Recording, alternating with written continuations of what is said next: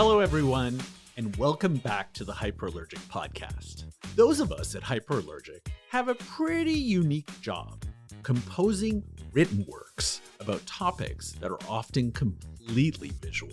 It's difficult to tell just how many art writers there are out there, but it's safe to say we make up a fairly small slice of the larger art community pie. I mean, just think how many full-time art writers there are in New York City alone. A dozen? 2 dozen maybe? Well, definitely not a lot considering there are tens of thousands, if not hundreds of thousands of artists in this town. But, if we do say so ourselves, we're indispensable, as there would be no art world without us. Today we're going to listen in on a panel I moderated back in April 2022 at the pinkFrog Cafe down the street here in Williamsburg, Brooklyn. The event was called From Blog to Book. In this podcast, you're going to hear from 3 brilliant writers who have contributed to Hyperallergic and today are publishing full-length books on some pretty amazing topics, some of which they wrote about first here. Those include the secrets of New York, the heroes that saved art from Nazi hordes, the battle over American monuments, and the politics of meme culture. We'll talk about what makes them tick, where their obsessions are driving them, and why, of all things, do they continue to write about art? I'm Hrag Vartanian, host of the Hyperallergic podcast and the co-founder and editor-in-chief of Hyperallergic. Let's take a listen to what these amazing writers have to say.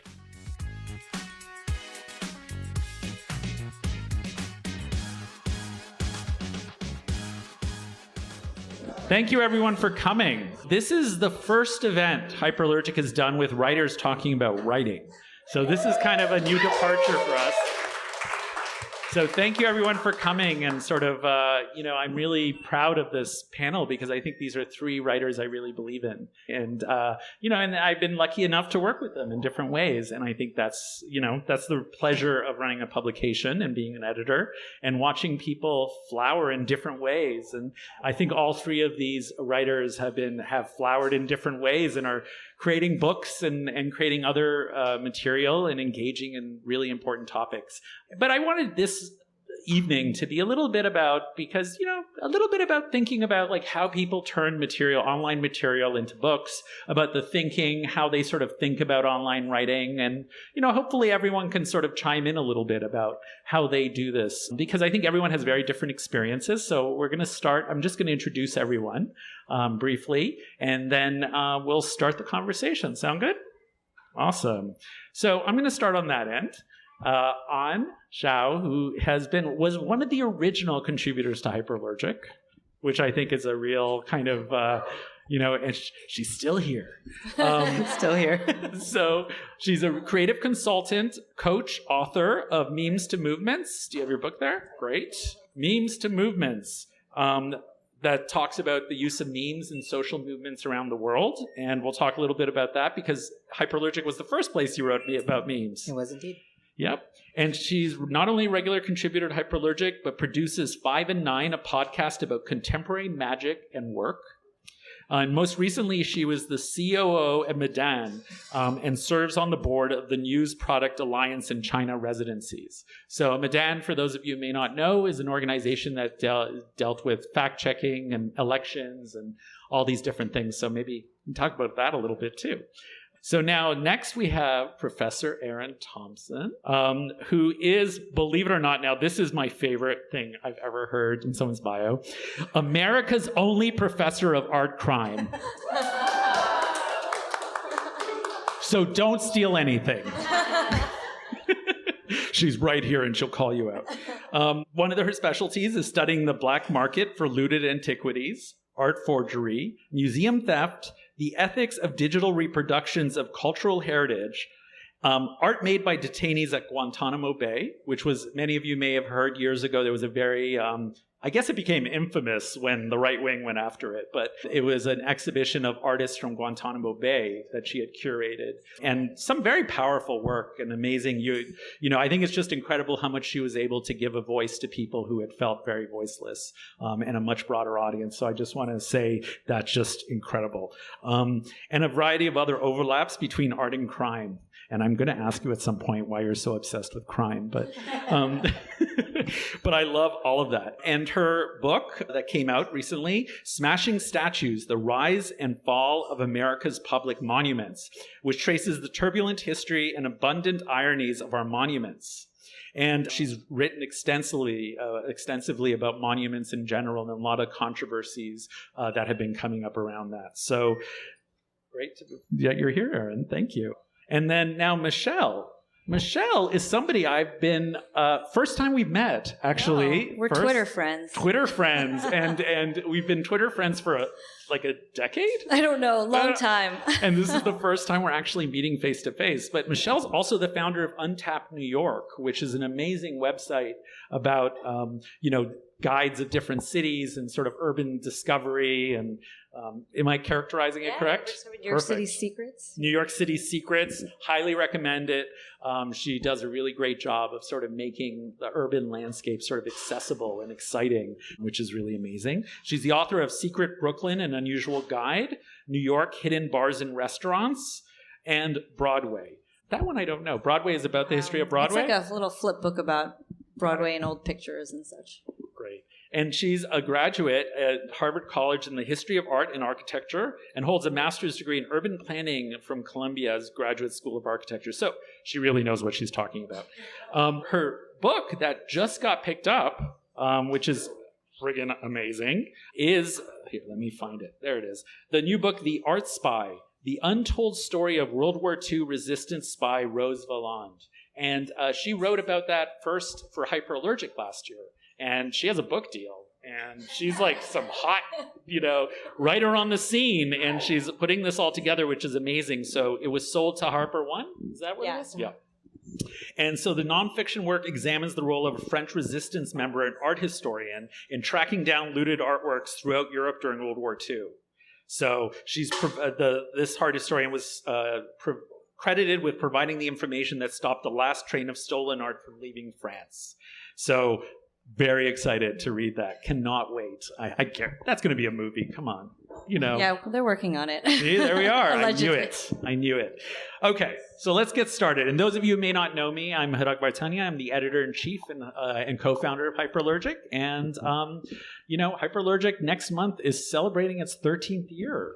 So, very, very exciting. Can't believe it's happening. Okay, lucky 13. I'm not superstitious. I really am not. So let's start. Okay, since you were one of the first contributors to Hyperallergic, I'd love for you to talk a little bit about what online writing has been for you and how it's been different from a book and why you chose to make a book, for instance. Like, what was that process like? It's funny. I was updating my LinkedIn and I put in Hyperallergic and it said I've been there for 13 years. So it's like, wow, it's amazing. And I think online writing, the way I think about online writing kind of in relationship to books is like, this is where I found my voice, right? It was Hyperallergic, right? It wasn't just that I've been writing for Hyper for so long, is that I was writing for Hyper at a critical time in my development as a writer. And it was a place for me to explore my voice, to kind of explore different topics. I was writing about all kinds of things, internet art and kind of performance art. And I was kind of discovering what are the things I'm interested in. But then secondly, in terms of like the role of online writing, I think it was also that it was actually very hard for me to get placement in other publications, to go for print, to get to know editors, to try to like meet people. At that time, 13 years ago, you had to like know an editor, and still you have to know an editor. But we met on Twitter, right? Oh, that's right. We met on Twitter too. Also, right. I'm on Twitter a lot.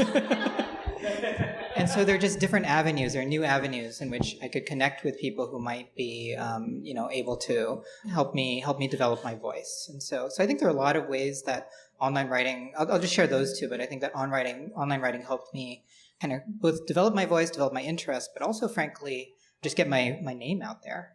And in a way that was actually quite difficult, especially for a young female queer writer of color, all those check boxes, right? To have a voice before internet writing and blogging was actually quite difficult, and so I owe a great deal of my writing career to blogging, to online writing, and especially to Hyperallergic specifically.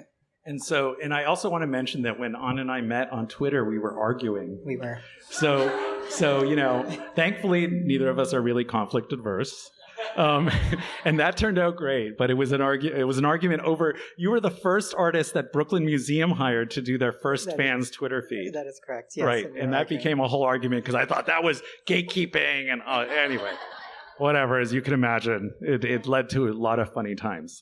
Okay, Aaron, how about you? So we'll kind of go around. I'd love for you to talk a little, because you come as an academic, and I know that when we first met, I think you were a little shy about putting your work out there in a way that maybe wasn't traditional, or at least what you thought was a traditional. I'm wondering how you sort of approached online writing and what it meant for you.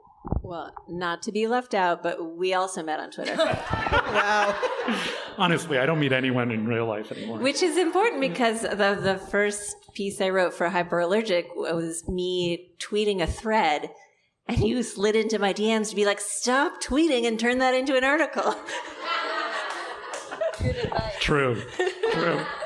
And I was like, oh, you can do that? Like, because I had been for a long time wanting sort of abstractly to write for the public, but not really understanding what that meant.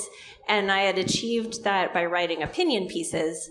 And then when I was trying to do other pieces, I would get feedback from editors who were like, well, this is too much like an op-ed. I'm like, yeah, because I think something should happen when I write this piece. And so I had sort of given up. And then you were like, oh, no. This is what we do here. And I realized that Hyperallergic and now some other publications that I have found are places where you can report on something. You can put new information out there, but you can also do it in a way that expresses your own voice. So now I think even when my pieces are more reporting, they're more personal, and I'm not afraid to say this is the weirdo that I am that is behind this, and you should take this with a grain of weirdo-shaped salt. And that has made my other writing more powerful too, I think. Yeah. And so how about in terms of writing about, like, you talk about publications, but I'm wondering your colleagues, like, how receptive have they been to that kind of writing? Sort of disturbingly, my college's research, the Office for Advancement of Faculty Research publishes metrics every year. So I now know that I'm I have the second highest Twitter following of any faculty member or institute at my whole college. Wow, that's power. The one who's higher tweets about Turkish politics. I'm I'm never going to catch him. Too much material. That's funny. That's hilarious. But the stuff like that shows. I had been a little nervous, like, oh, it's not published by Harvard, it's not peer reviewed or whatever. But it does make a difference. Things change. The piece that I wrote about that you got in my DMs for, it was about an object looted from Nepal that had surfaced in a museum in Texas, and now it's back in Nepal because of that article. And then you followed it back during the repatriation. And then I wrote another piece about getting to go to the party. Actually, I wore that dress to the reinstallation ceremony. And my friend is like, "You're wearing that to the re-deification?" I liked it. So what a great term, re-deification. So what was the experience like having this deity return to the community? Like, I just love for you to talk a little, because I mean, we often report about these stories at Hyperallergic, but we don't really see the return, right? Like the actual event. I'm just wondering what that was like. Well, and that's another nice part of online reading or publishing, is that your stories can find their audiences. So there might not be that many people who are following the news of repatriation, but there will be enough. And then you will attract other people who are maybe interested. So I just invited myself along because I was like, the party's going to be pretty great. But they knew who you were. Yeah, it was really weird. Actually, I was on the front page of the newspaper. People were recognizing me at the ceremony, even though I had my mask. It was a great party, by the way. The god provided snacks afterwards. So you got handed like a to-go plate of sweets. So you're on the cover of the Kathmandu Times? Now I'm forgetting what it's called, but several of the local newspapers. And then I was standing next to the American ambassador, who's like, oh, you're the one who tweeted.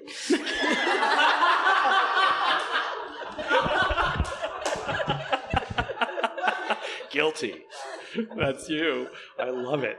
So, Michelle, I want to talk a little bit about your experience, because you've been an online writer for quite a while now, right? 2009. 2009. Around the same time Hyperallergic was exactly. created, right? 2000, that's when we started. And so talk a little bit about that experience. Like, first of all, what pushed you to be an online writer? Like, what was it about? Because, you know, in 2009, people were still kind of poo-pooing it a little bit, right? Yeah, like, I was unserious. Yeah. It's true. And I didn't know anything about journalism, really, or online journalism. I was actually in an indie rock band here in Williamsburg playing cello, standing up, and you can find those clips online. What's the name of the band? It was called Kittens Ablaze. Which I did not know was a euphemism for hot pussy, but I didn't come up with the band name. A bunch of boys in my band did. So, anyway, different era. But great detail. I was like, cute cats on fire. I went from there. We played like several years at South by Southwest showcases. I mean, we did it, for a while. Anyway. Amazing. So, no, at the time, I didn't know anything, but I had quit my job in fashion, was in this band for a few years, and started just wandering around New York in a way that I hadn't before, because I had gone from my apartment to my office and back and forth. And once I did not have a job, I was like, oh, what's this street? Let me go down this one, and just discovered all these interesting things and wondered about them, and then started digging into it. And then my friends in the band were like, you can just create a website really fast. And it was the time that you could create a website in seconds. The cameras became cheap, like SLR cameras. And so the idea was to create a website that talked about New York in an informative way that was not a personal blog, not lamenting how New York is changing and it's terrible, but let's celebrate and learn about the area that we're in and hopefully get people involved in the city. So, but the idea also at the time was, if we bring this back to kind of online writing and feature writing, is what is that topic or that thing that you overlook, that other people have overlooked. And so in that sense, in terms of journalism, it's always about what's your angle for that, and or what story has been not told. And so the piece that I wrote for you guys is about a Van Gogh painting that was on auction in Christie's last year. And I came across in the New York Times, there was a little blurb, and it said, this painting was looted by the Nazis. So of course my ear was to the, to the floor of that. And then it mentioned the provenance, and it said it went from the museum in Paris, Jeu de Paume, where it was stolen by the Nazis. And then it went to a castle in Germany. And then it appears in 1978 or 1975. And the New York Times just glossed over that. They took the provenance that Christie's had written, or was it Sotheby's? I can't remember which one now. Anyway, they just took that and went with it. And I looked at it and I was like, what happened in the 35 years? So then I messaged you and was like, this is, the press event is happening. I was invited and I want to go just dig into this. And so that's what I raised that question there. To the head of restitution, and got some interesting answers. Mostly, actually, if you want to know, the answer is we don't care about those 30 years in the art world. But I was curious about it because they went from a known Nazi storehouse for looted art to someone owned it in 78, or 75. And they didn't care. Nobody cared. The law in Europe is most of the countries. It's if you have it for 30 years, it's yours. And Switzerland was 5 at the time. So basically, by the time the war ended, if you had stolen or bought a piece of stolen art, it was now yours. And so for the art world, legally, it's clear. But of course, for all of us, it's a different story. And I dug into that and started asking some probing questions, and that became the story. Amazing. So again, that's that untold piece that, if you don't look into it too deeply, you will miss it. Totally. And when you sort of pitched that story to me, my first reaction was like, is that interesting? But I was like, Michelle's really into it. This is going to be a really good story. I got really into it. They were like, you have 1,500 words. And I came back, I was like, sorry, it's 6,000. Can you run it? And then your editor was like, I think you need to cut it down to at least 2,000. So I had to cut out my whole long art historical analysis about Van Gogh, Tear.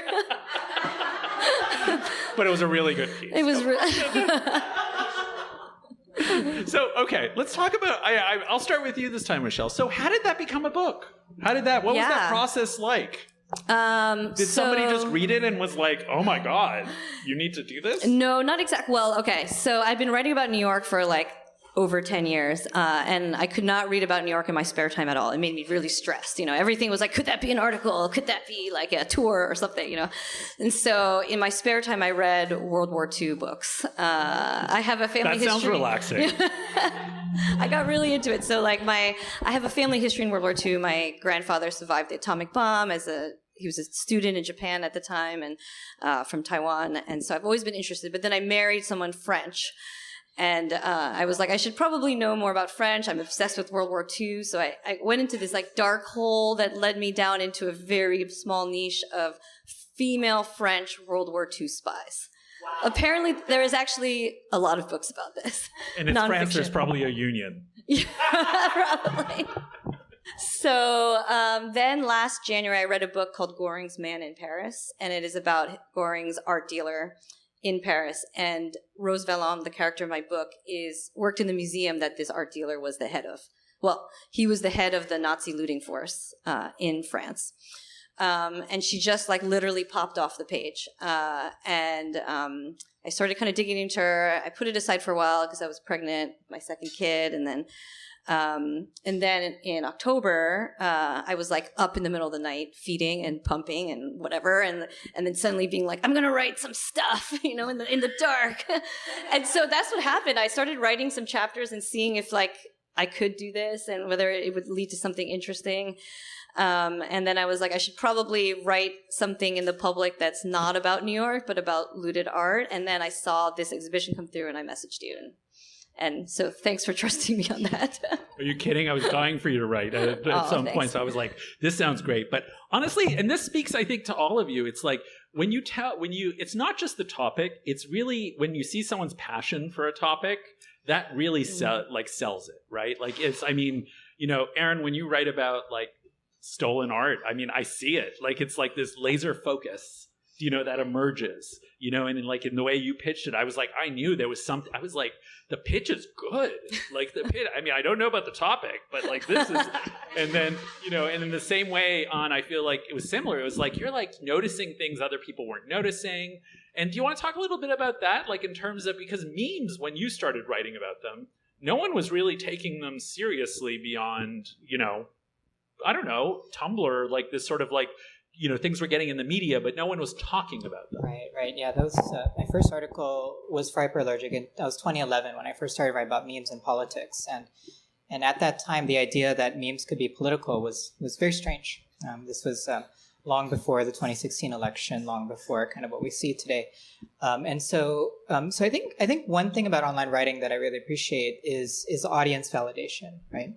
Is the kind of process from an article, pitching it, and again, speaking to like online writing, allowing for experimentation. I was like, cool, let's go for it. And so I wrote about the role of memes in this train crash in China, and how the memes were used to evade censorship around the train crash. And I thought that was interesting. I was in China. I was like, oh, this is interesting. And so I just started writing about it.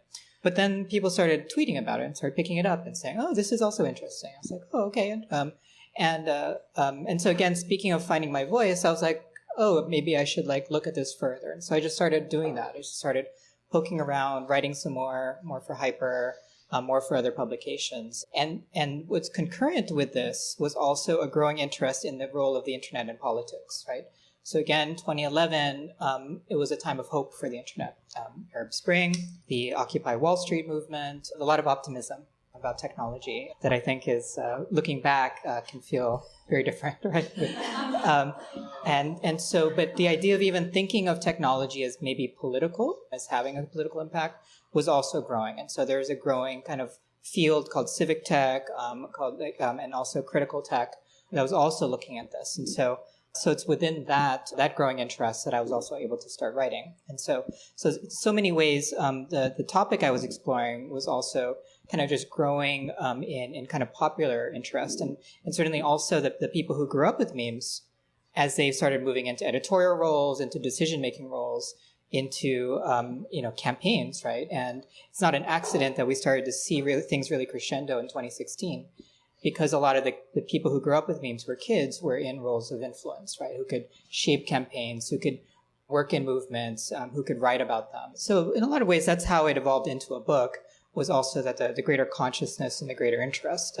But it really started with an article and someone saying, yeah, write about it. That's interesting. And goes from there. I think when you did that first, didn't we call it like online street art or something? Yes, yeah. That's what we called it, because we didn't really know how to like talk about it in terms of like, so other people would understand, because meme was not a popular word. It was not a popular word yet. So we called it online street art. That's right. Just because street art was such a thing with the Obama, the first term and stuff. So we were like, oh, okay, maybe people will understand it, because it was the first kind of fully political turn of street art too, with the Obama campaign. That's also right. Yeah. So it really grew out of also us writing about street art and looking at these things. Right. So, and that's where the value of online writing is, because you can explore a lot of different topics and then combine them in interesting ways. That's right. Because it was also the era where smartphones and stuff, so people were posting photos. So essentially it was like an early form of memeing, right? We were just posting photos for things we saw on the street, like sort of artists putting things, and it was sort of a way. And then people were like, why put them on the street? We can just make a meme.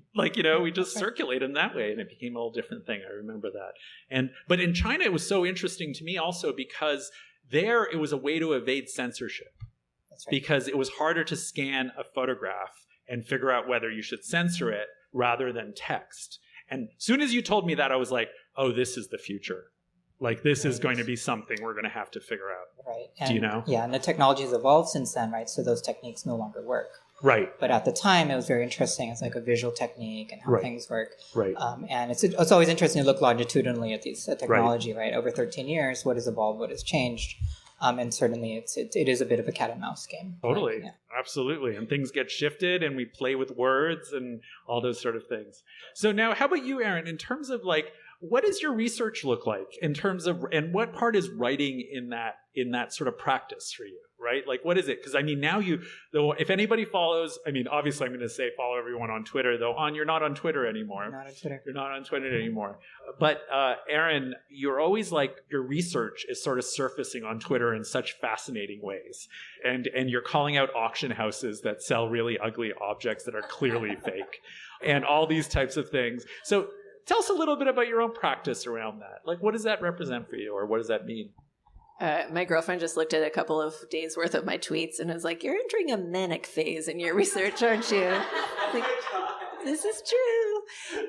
But Twitter to me is invaluable because I'm the stereotypical nerdy, absent-minded professor where I think that everything is fascinating, and I will back you into a corner and talk about astrolabes for a half an hour before you admit you don't know what an astrolabe is. So I can't tell what will be interesting unless I like throw it at the wall of Twitter, and either nobody will like it or like 300,000 people will like it, and then I'll have to write a book about it, or somebody will DM me and say you should write an article about this. So besides all of the research help I get from asking just random questions that someone will be like, well, I'm an expert on that thing. So yeah, it's intertwined. The research and the publicity is to an extent that my editor for this book that came out in February had to sit me down and be like, stop revealing everything. You have to save something for the book. I'm like, oh, okay, fine. So I'm definitely not paying attention to that advice currently for the book I'm researching about forgeries of antiquities. So if you want any forgery hints and tips, follow me on Twitter. Not to make them, but I am making them. Oh yeah, you are making forgeries. The conceit of the book is that I will make my own forgeries to see if I can defeat scientific testing. Oh, that's so. The answer is yes. So, one of my favorite interviews I did this was it this year, last year, on Audrey Flack, is when she admits that she'd forged Picassos, and it turns out a lot of older generation artists have done stuff like that, and I'm like, ooh. We got to find these paintings because I kind of want the forgery. Oh, forget the painting. It's all about the drawings. Right? Oh, okay. It's like, joot, joot, joot, Picasso. And he was known to do this with his friends or just in a restaurant, right? It's actually something to do with my book. Oh. There's some Picasso drawings. I'm not going to write about it, but it's a story that came up this summer. Ooh. So, yeah. Oh. Okay. So I'm curious, like, what you mentioned this, but and there's such a big obsession in the publishing world about not having any of the writing online, right? Like, it's like you can't publish a book of collection of things you've done online, all these types of things. Is that an obstacle? Do you feel like that's an obstacle at all for your own work? The one hiccup I came across a couple months ago, I wrote a story for the Wilson Quarterly, which is for the Woodrow Wilson Institute, and about looted art in Ukraine. And I wanted to mention Rose Valland in the story because the story compared preparations for war between France in World War II and in Ukraine currently, or just before the war started. And my editor did not want me to mention her in the story. And the reason is that someone might scoop it. I mean, I think once the book is announced, it's definitely harder to do, but I guess the possibility is out there. So I did cut that stuff out. So, yeah. Interesting. How about you, An? Did you have any of those issues? I think it's unique to my topic, which is it changes so much, like literally like in weeks, that I didn't feel those same pressures. So there's a little bit of like, okay, don't write about this thing because it's in the book. But honestly, because the topic of the internet it's different like month by month, I didn't feel the same pressures. And I was actually encouraged to write and you know for especially for an author building writing a book. My editor said, you want to build your platform, right? And so getting your name out there, writing about it, that might be unique, again, to this topic because of the nature of it. But certainly I've heard that from other writers, especially if it's like a really niche topic, something that requires a lot of research, is like, wait until the book is out before you really push it. Aaron, do you feel that pressure? Are you told that? During the final review of my book, the lawyer assigned to Norton to do a legal check asked me if I had published any of the writing in the book before, and I said no.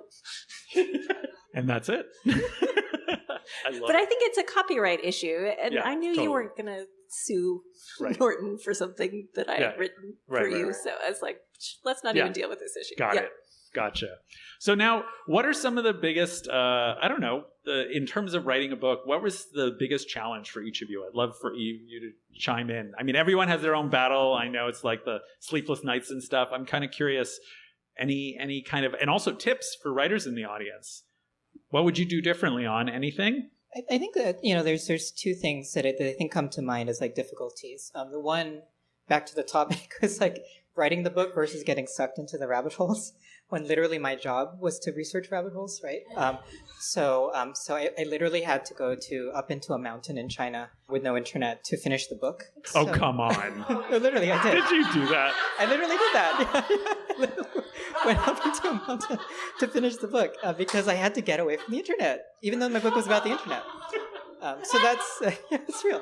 So that's the very practical, right? Is like, how do you concentrate to like write a book? Because it's very different from arts writing. Because arts writing, online writing, you want to enter a conversation, and so you got to know what people are talking about. But for a book, you have to step away from that, because by the time you finish the manuscript, it's a few years until the book actually comes out, right? And so it's a different type of conversation. And then more vulnerably, I think that the second thing is that there's a lot of vicarious trauma to writing books, especially one about politics, about social movements. And I think that conversation is more present and like upfront these days. And so people have more framers to talk about it. But I know so many authors, not just me, who have mental health challenges because of the depth in which you have to go into a topic, how deep it is. Someone writes a book because they're so passionate about that passion you talked about. But then if you really dive into it, you're just swirled in all kinds of negativity in terms of difficulties in humanity. And so the mental health effects that not just I experienced, but also so many authors in my life have experienced is very real. And so I really encourage, especially when I'm talking to authors, it's like, take care of yourself, do your meditation, do your yoga, drink your water, because it's very real. And it's something that so many writers and authors I know struggle with. Yeah, a few years ago, there was a really moving piece, I think it was the New Republic, about a Holocaust, or actually, I think he was just genocide generally historian, and talking about actually having vicarious trauma and having the nightmares and all these types of things. And that's one thing that I think people don't realize sometimes when you're writing about something. You really do, in order to get into the head of the topic, in a way, you have to kind of feel it through it. You have to enter it. That's right. That's right. And so So the book I did after that was a kid's book about emoji as a kind of palate cleanser. Handmoji. Yeah. Because so do you want to show people so they can see it? Yeah. It's a book that just came out last week, is it? Yeah, it just came out a couple weeks last ago. week. And it's about using emoji to teach children Chinese writing and like really help children to understand the different characters. Through emoji. And in so many ways, it was also a way to also deal with the kind of vicarious trauma and struggles that I had writing the first book. Right. It was like, here's a fun one. Here's something that I'm just enjoying. And we worked on it in the midst of the pandemic. So it was also a very like healing space as well, right, in the middle of like high lockdown. So Aaron, you're writing about monuments and their troubling histories. Is that something relatable, what On said? Well, sort of yes, sort of no. I think my advice would be that you can't force yourself to write a book. You can force yourself to do the sprint of a shorter piece, but you can't force yourself to do the marathon of a book. So you have to find a topic that really gets you going and keeps you going.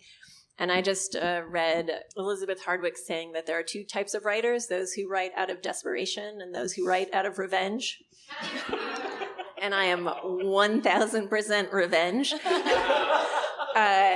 Tell me more.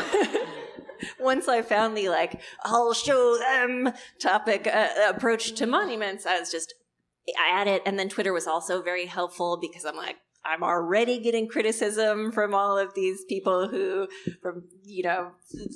think that I'm too woke or think that it's erasing history or whatever. And that was just like wind under my sails. Oh, wait, didn't Fox News go after you?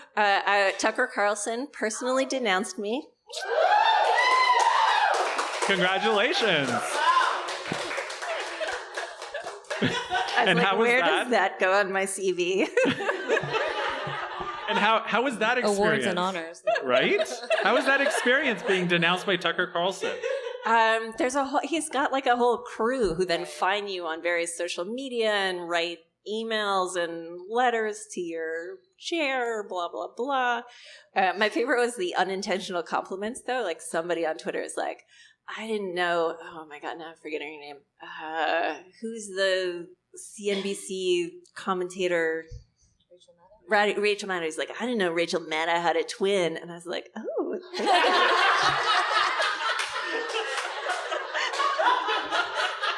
Or somebody put a photo next to me next to some portrait of a Habsburg and was like, she's got the chin. This is a really erudite reference for hate tweets. So yeah, that just kept me going. And then I thought, I almost have the opposite approach. So I didn't feel the trauma, but I felt that from my position of privilege, I could research more deeply and speak more out about it because I wasn't as likely to actually be physically targeted. So I thought that was what I could contribute to this debate.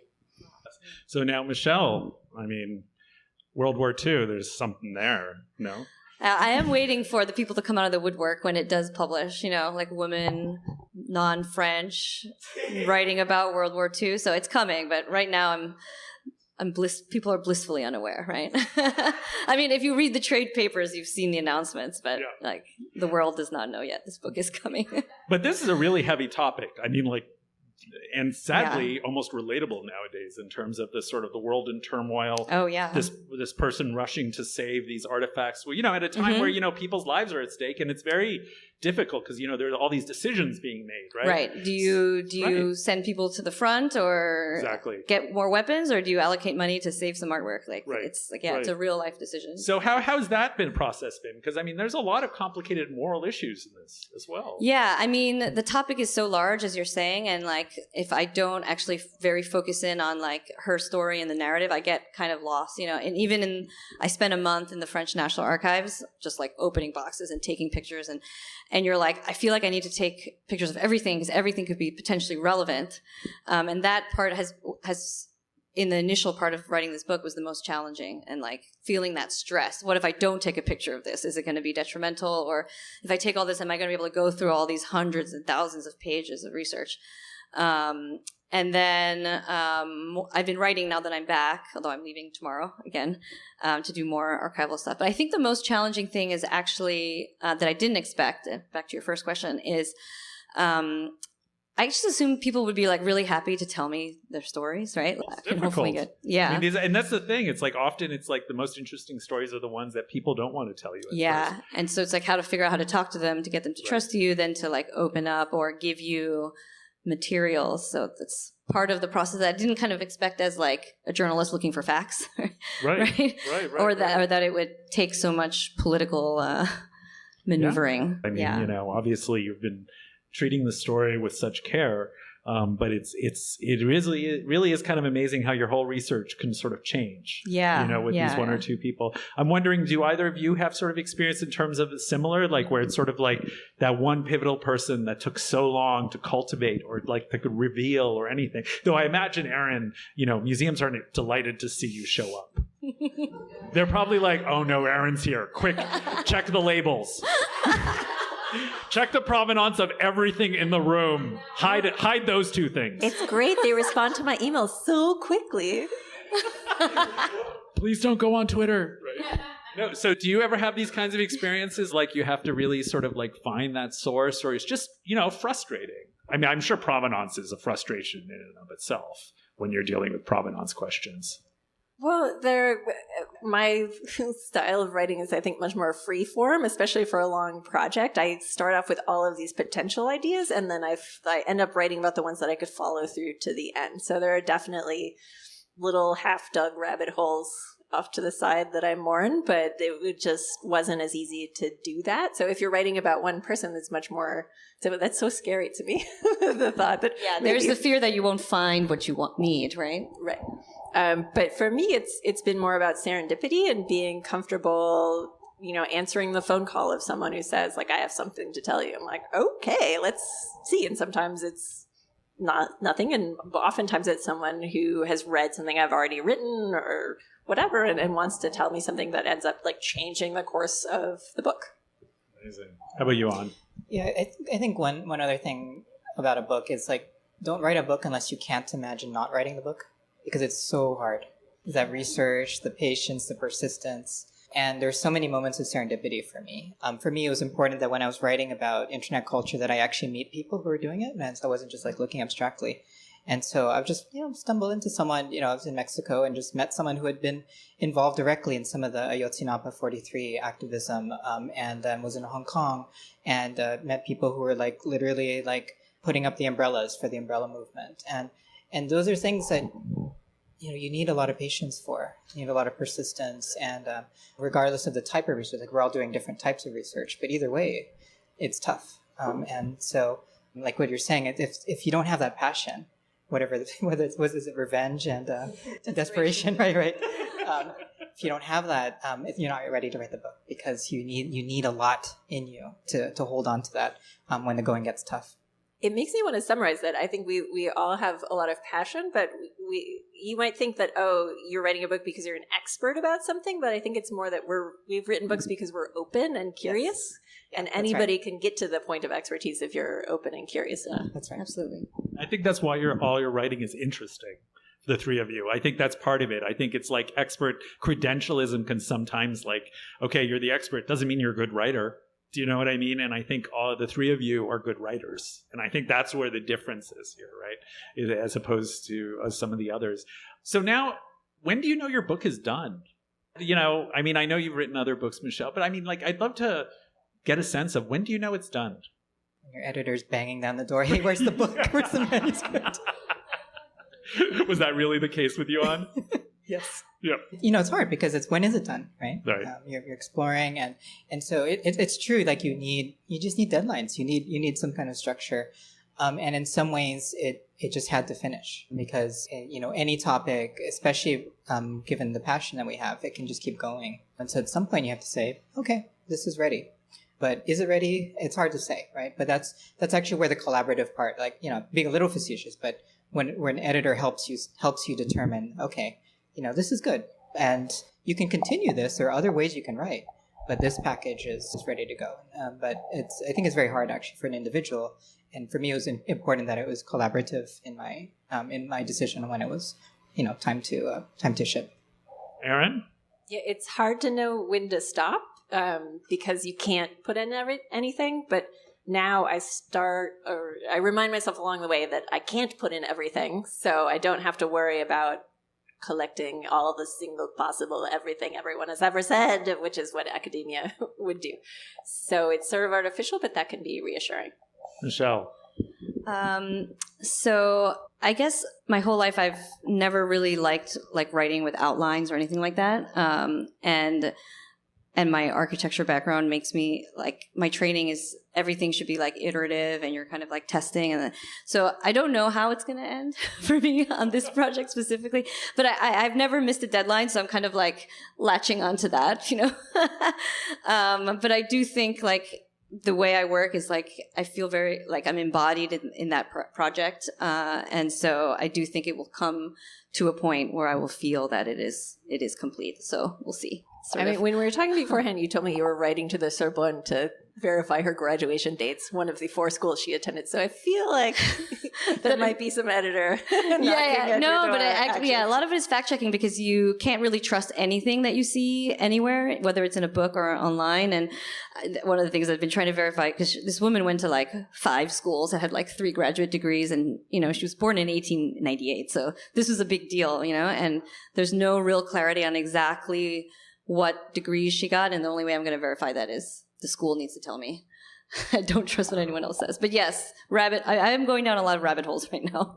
And so what role does social media play as a writer? Do your editors look at that? Is that contribute to getting a book deal? Does it do they expect you to be tweeting, Instagramming out things? I mean, what has that been like? I'm going to ask you because you obviously with memes, I'm guessing that might have been part of the deal. I don't know. Absolutely, yeah. I mean, these days, I can't speak to specific pressures, but just in general, most authors are expected to have their own platform now.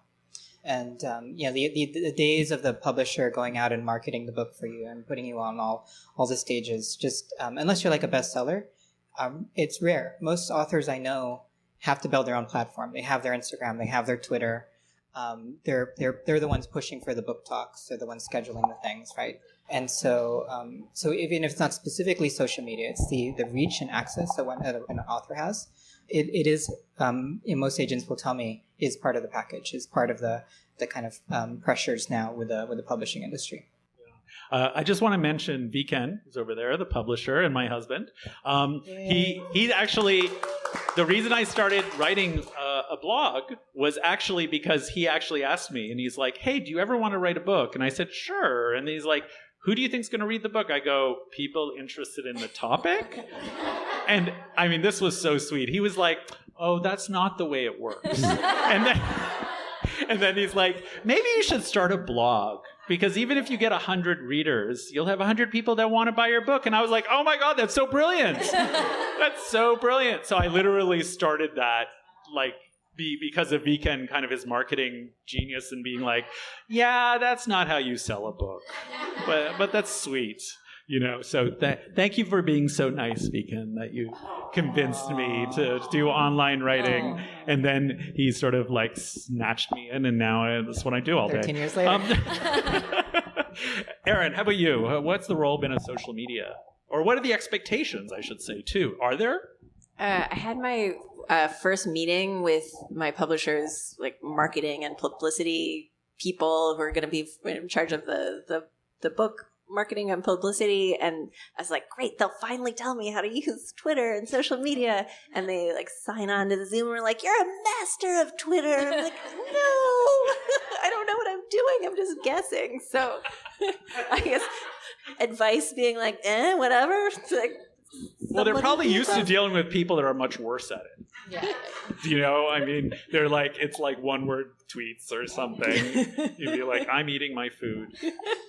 I think what I like doing about Twitter is, besides just posting my weird research, is it's like a giant electronic love fest of other authors. So if I read something and I like it, then I retweet it and I tag the author and I say, that's cool. And then, maybe 3 years down the line we're reviewing each other's books or something, but that's not what it's about. It's about building community, and then, you support the people in your community. I want to be as calm as you when it comes to being online, because I feel like we all get harassment in different ways, but you're just so like cool about it. You're like, oh, well, Tucker Carlson. Cool or extremely conflict averse. I'm like, I will just put that in a box and ignore that. Lock it away.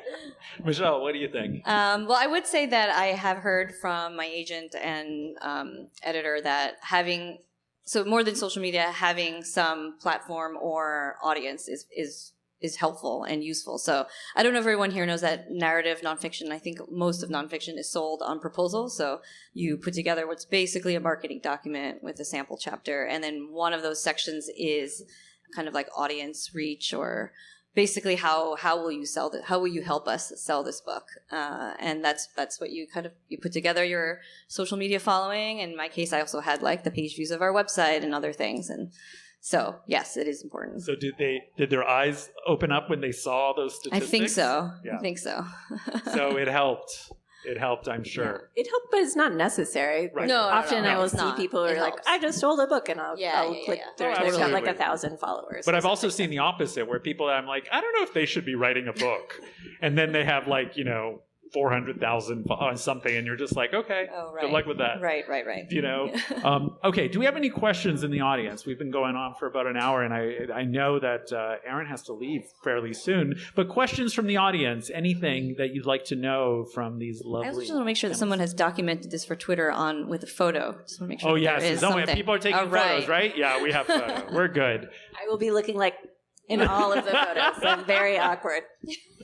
Okay, so I'll keep going if no one has any questions. That wasn't a long enough pause. You got to do teacher eyes. I know. That's right. Anybody?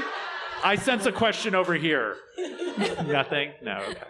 Over there. There we are. We talk about self-doubt if it exists. You get more like, why am I doing this to myself? I shouldn't be. I'm nobody. I'm not an expert. So the question is about self-doubt and how you grapple with that.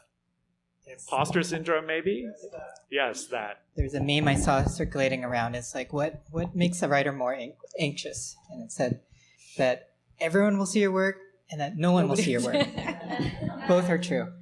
That's true. Yeah, and in so many ways, like just being an author, being a writer, is such an act of, to be a good writer, is such an act of vulnerability. It's such an act of giving that if you don't feel self-doubt, you're not doing it right. Like if you aren't feeling that imposter syndrome, you're not vulnerable enough yet. And so in so many ways, if you're feeling that, it means you're human.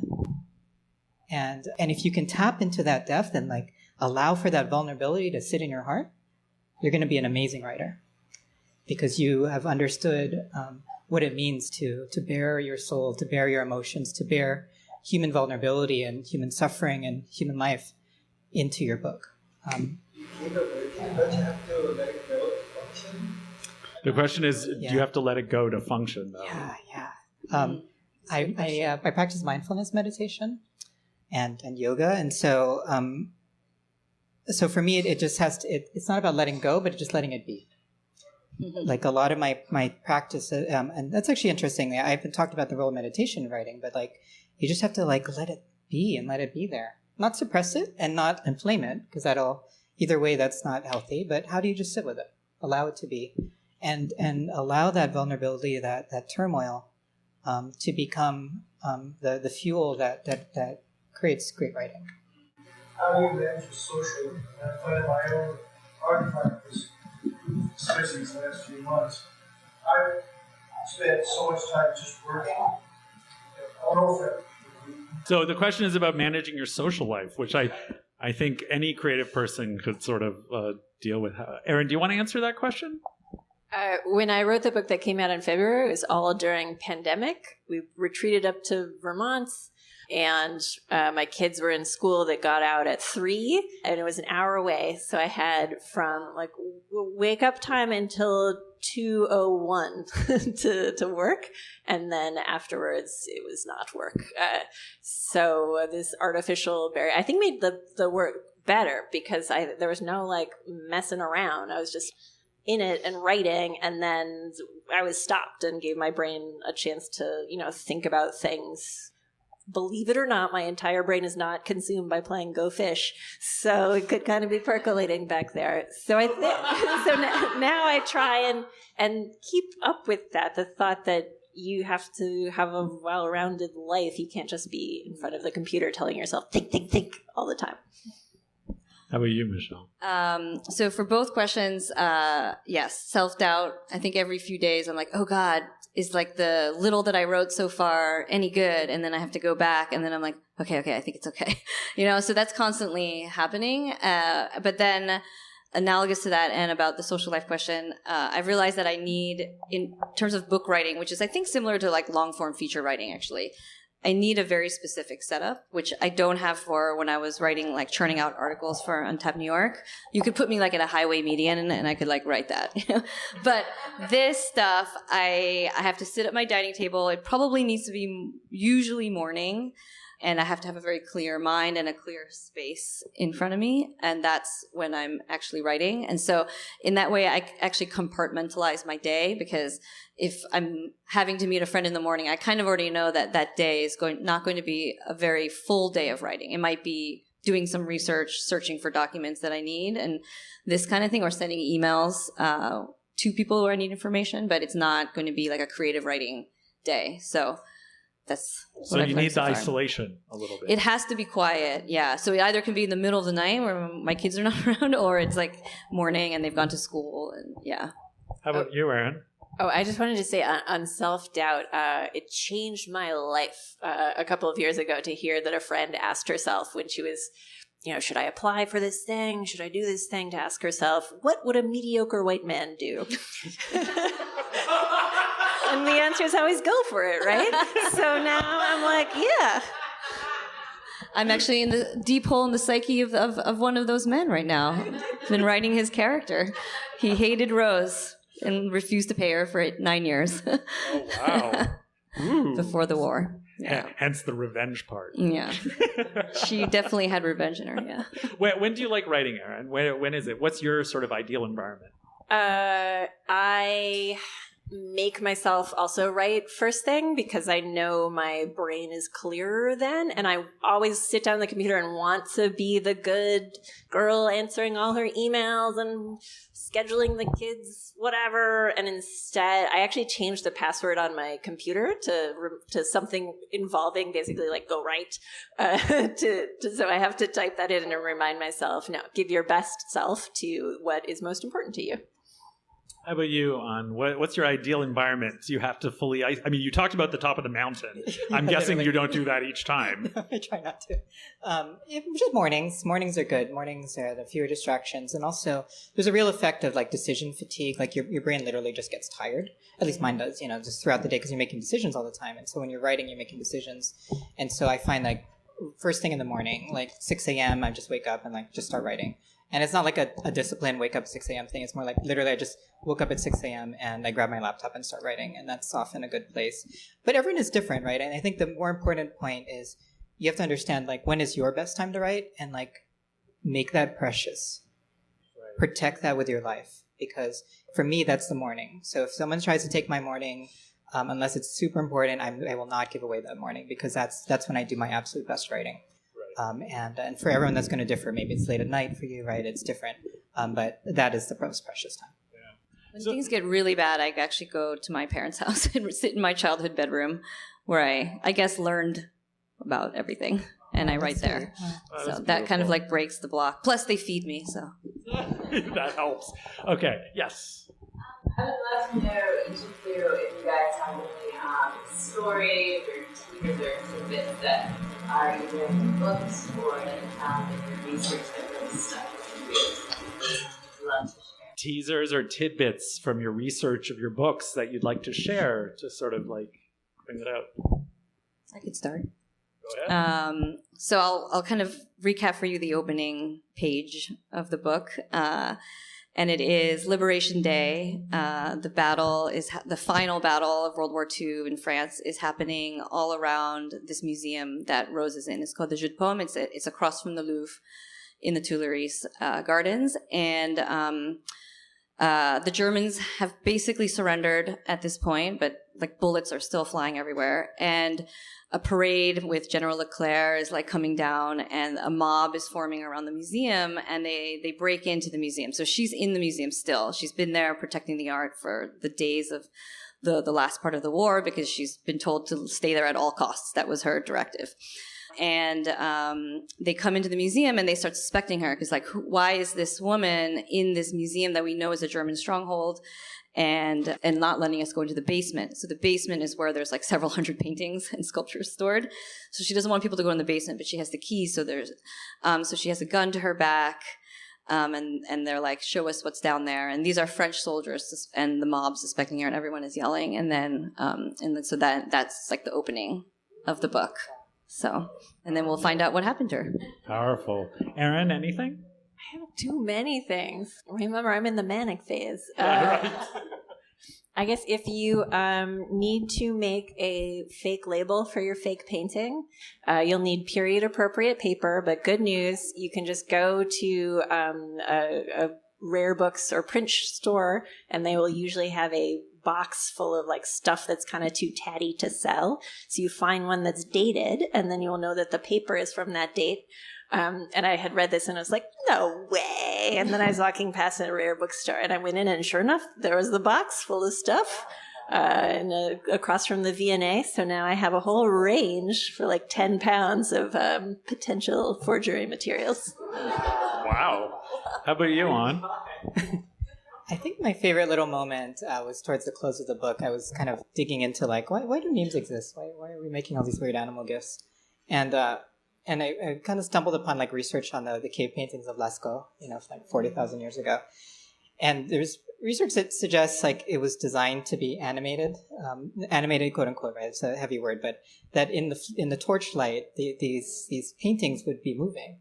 And I was like, oh, okay, so there's literally a saber-toothed cat GIF from 40,000 years ago moving its head, and like here's this little auric, which is like a deer, and like a bison thing moving its tail, and I'm like, these are something really deep about the human experience and our relationship with animals, the visual expression and things of that nature, and it was just so interesting. And since then, I always try to go visit petroglyphs and caves and kind of just look and imagine what life might have been like under those conditions. And in the end, so much of it is like, when you look at ancient life and ancient history, prehistoric life, what's left are the weapons and the art.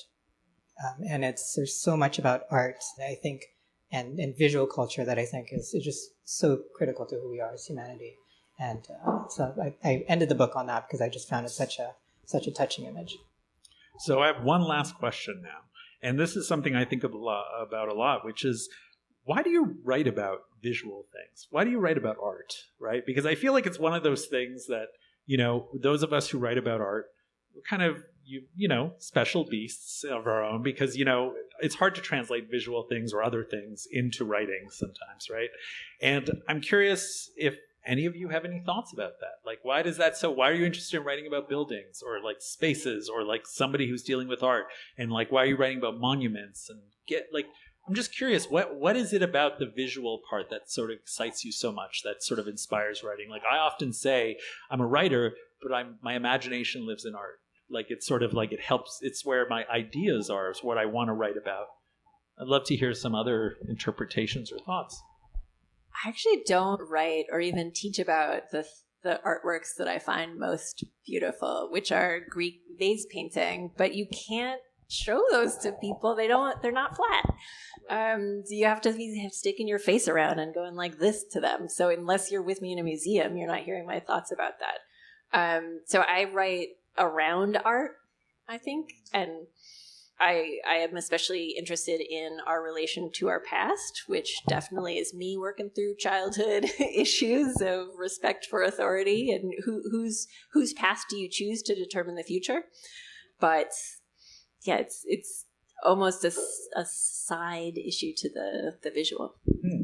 I think like what An was saying, art, buildings, it just represents like the beautiful things that civilization and humans have created. And I think no matter what's going on in the world or something, every civilization has created art. And for me, that's it's an uplifting idea, to be involved in that for perpetuity, I don't know.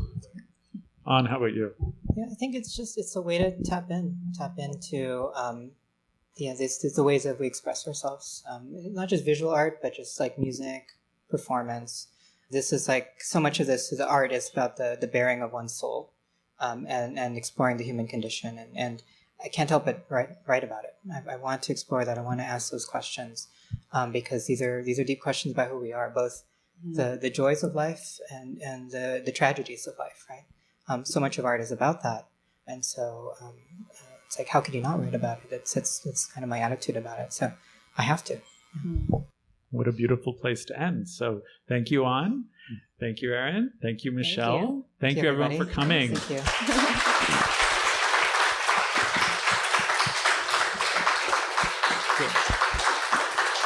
Hopefully this will be part of a series we can explore writers, which I think is something that we haven't highlighted so much before in terms of events like this. So thank you, all of you, and for lending your voice and for making art really awesome, through your words and sort of like all the issues around it, because I do agree. I think we're at a point where, art is such an important part of what we do. But I think, we need the narrators. We need the people to really sort of tell these stories, so that we can share them and connect around them. So thank you, all of you.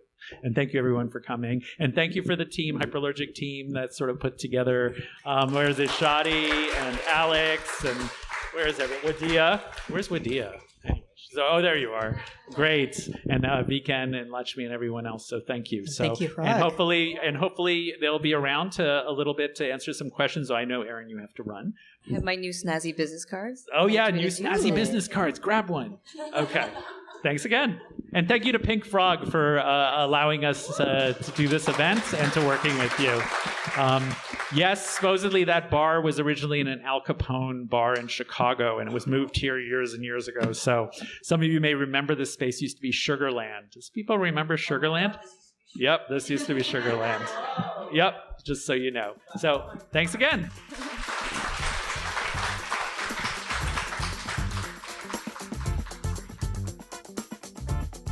Thank you so much for joining us. Our membership is the main supporter of our podcast. So thank you to all the Hyperallergic members out there. I'm Hrag Vartanian, the co-founder and editor-in-chief of Hyperallergic. We'll see you next time.